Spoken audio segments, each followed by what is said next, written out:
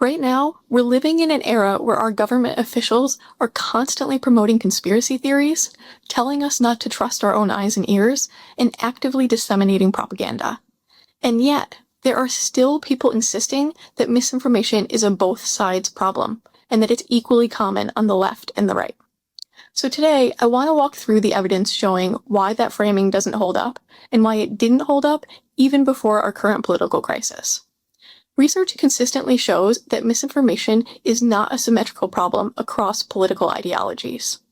For example, in one study analyzing millions of links shared across multiple social media platforms, researchers found that conservatives were more likely than liberals to be exposed to and to share content from low credibility news sources.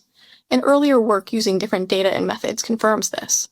When researchers examined exposure to and sharing of fake news on Twitter during the 2016 election, they found that engagement with fake news sources was most common among conservative-leaning older adults. And studies also find that vulnerability to misinformation is stronger among right-leaning individuals, even when accounting for the effects of algorithms and echo chambers. And importantly, this pattern is not simply the result of people believing misinformation that favors their own side. In experiments where participants were shown a mix of true and false headlines favoring both Democrats and Republicans, Republicans still tended to be less accurate overall in distinguishing true from false information. And research on the correction of misinformation also shows asymmetry.